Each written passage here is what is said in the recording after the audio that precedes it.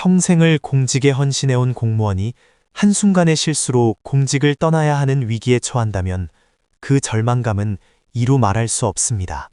징계 처분은 단순히 개인의 경력을 끊는 것이 아니라 가족 전체의 생존권을 위협하는 가혹한 처분이 될 수 있습니다. 하지만 당황한 나머지 소청심사라는 정당한 권리구제 절차를 놓치고 자포자기하는 경우가 너무나 많습니다. 행정사님 말씀이 100번 맞습니다. 저도 처분청으로부터 해임 처분 통보서를 받았을 때 세상이 무너지는 줄 알았습니다. 30년 가까이 지방직 공무원으로 근무하면서 이런 일은 처음이라 어디서부터 손을 써야 할지 막막하더군요. 저는 교원으로 근무하면서 학생 지도 과정 중에 발생한 일로 정직 처분을 받았습니다. 동료들에게 조언을 구해도 다들 쉬쉬하더군요. 평소 친하던 선배들도 소청심사는 워낙 전문적인 영역이라 도움을 줄 수 없다고 미안해하기만 했습니다. 현실이 그렇습니다. 동료들이나 선후배들은 법리적인 해석이나 서면 작성 노하우가 부족하기에 실질적인 도움을 주기가 어렵습니다. 소청심사는 일반적인 민원과는 차원이 다른 고도의 논리적 대응이 필요한 전문 영역이기 때문입니다. 저는 처음에 너무 화가 나서 바로 행정소송부터 알아보려고 했습니다. 하지만 소청심사가 전치주의라는 것을 나중에야 알았습니다. 그렇습니다. 공무원 징계는 반드시 소청심사를 거치지 않으면 다음 단계로 넘어갈 수 없는 필수적 절차입니다. 특히 징계 처분 사유서를 받은 날로부터 30일이라는 매우 짧은 기간 내에 청구서를 제출해야 한다는 점이 가장 큰 장벽입니다.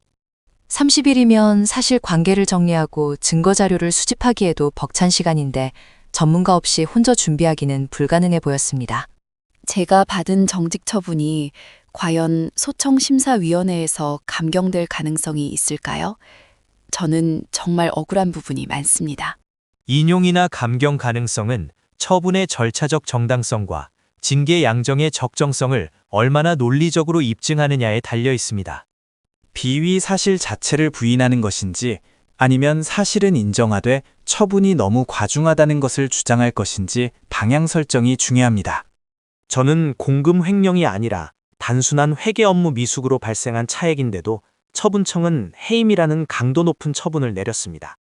그 부분은 비위의 고의성이 없었음을 입증하고 과거 포상 실적이나 성실했던 근무 태도를 적극적으로 피력해야 합니다. 특히 처분청이 징계권을 행사하면서 재량권을 일탈하거나 남용했다는 점을 법리적으로 조목조목 짚어내야 합니다. 저는 교원이라서 일반직 공무원보다 품위 유지 의무를 더 엄격하게 적용받는다고 들었습니다. 이 점이 불리하게 작용할까요? 교원의 경우 일반 공무원보다 도덕적 잣대가 높은 것은 사실이지만 그렇다고 해서 무분별한 처분이 정당화될 수는 없습니다. 교원 소청심사위원회는 일반 소청심사위원회와는 별도로 구성되어 있어 교육 현장의 특수성을 충분히 반영하고 있습니다. 주변에 행정사는 많지만 소청 업무를 전문적으로 다루는 분을 찾기가 참 힘들었습니다. 그래서 더 혼란스러웠던 것 같습니다. 소청심사는 처분청의 논리를 깨트려야 하는 싸움이기에 일반적인 행정 업무와는 접근 방식 자체가 완전히 다릅니다. 실제로 많은 행정사가 있지만 소청 전문 행정사가 부족하다 보니 공무원분들이 정당한 조력을 받지 못하는 경우가 많습니다. 만약 소청심사에서 인용이 되지 않으면 저는 평생 쌓아온 연금도 못 받게 되고 공직사회에서 완전히 매장되는 건가요? 파면의 경우에는 연금 수령액이 50%까지 삭감될 수 있지만 해임이나 정직 등은 연금의 직접적인 불이익이 적을 수 있습니다. 하지만 명예를 회복하고 공직에 복귀하거나 퇴직 후 재취업을 생각한다면 반드시 감경을 받아내야 합니다. 제가 작성한 경위서가 나중에 불리하게 작용할 수도 있다고 들었는데 이미 제출한 서류를 뒤집을 수 있을까요? 초기에 작성한 경위서나 자술서는 매우 중요한 증거가 되기에 이를 번복하는 것은 쉽지 않지만 정당한 이유가 있다면 설명 가능합니다. 강압적인 분위기에서 작성되었거나 사실관계를 오인하여 적은 부분은 소청심사 과정에서 논리적으로 바로잡아야 합니다. 소청심사위원회에 출석해서 직접 발언하는 기회도 있다고 들었습니다. 그때는 어떤 점을 중점적으로 말해야 할까요?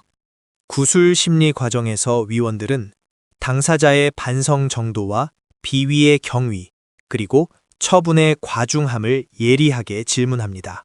이때 감정에 호소하기보다는 준비된 자료를 바탕으로 본인의 억울한 점을 차분하고 명확하게 답하는 훈련이 필요합니다. 소청심사를 청구하면 처분청인 구청이나 시청에서 저를 더 안 좋게 보고 나중에 복직했을 때 불이익을 주지는 않을까요? 그런 우려 때문에 권리 행사를 포기해서는 안 됩니다. 소청심사는 법이 보장하는 정당한 절차이며 이에 따른 불이익 처분은 금지됩니다. 오히려 적극적인 대응을 통해 본인의 결백이나 처분의 부당함을 밝히는 것이 향후 공직 생활에 더 큰 도움이 됩니다. 행정사님과 대화를 나누다 보니 막막했던 앞날에 조금씩 희망이 보이기 시작합니다. 소청심사 결과는 보통 언제 나오나요?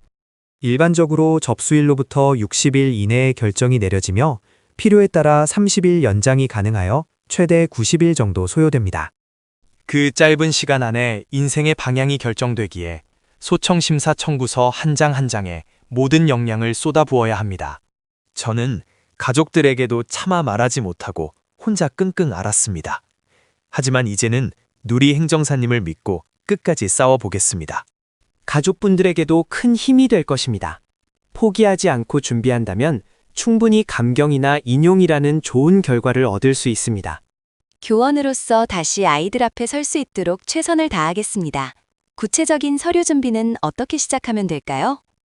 가장 먼저 징계 의결서 사본과 본인의 소명 자료들을 정리해야 합니다. 1단계로 비위 사실의 유무를 분석하는 것부터 시작합시다. 2단계로는 유사한 사례의 판례와 소청 결정례를 검토하여 우리에게 유리한 논거를 구축해야 합니다. 전문화된 행정사의 도움 없이 혼자서 이 모든 법리적 검토를 한다는 것은 정말 위험한 일이라는 것을 새삼 느꼈습니다. 맞습니다. 서투른 대응은 오히려 독이 될 수 있습니다. 국가직, 지방직, 교원 여러분 모두 소청심사라는 제도를 적극 활용하십시오.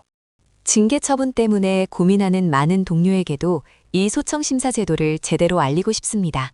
정말 큰 도움이 되었습니다. 소청심사는 단순히 징계를 깎는 것이 아니라 공무원으로서의 명예와 삶을 되찾는 숭고한 과정입니다. 혼자서 고민하지 마시고 소청 전문 행정사와 함께 치밀하게 준비하여 소중한 공직 생활을 지켜내시길 바랍니다. 오늘 상담을 통해 해임이라는 절벽에서 다시 지상으로 내려온 기분입니다. 다시 시작할 용기가 생겼습니다. 저도 교육 현장으로 돌아가기 위해 소청심사 청구서 작성부터 꼼꼼하게 다시 점검하겠습니다. 감사합니다. 어려운 상황일수록 냉철한 판단이 필요합니다. 공직자 여러분의 권익을 보호하기 위해 언제나 최선을 다하겠습니다. 혼자서 작성하는 답변서는 위호할 수 있습니다. 전문가의 검토가 필요하다면 누리행정사에게 연락주세요.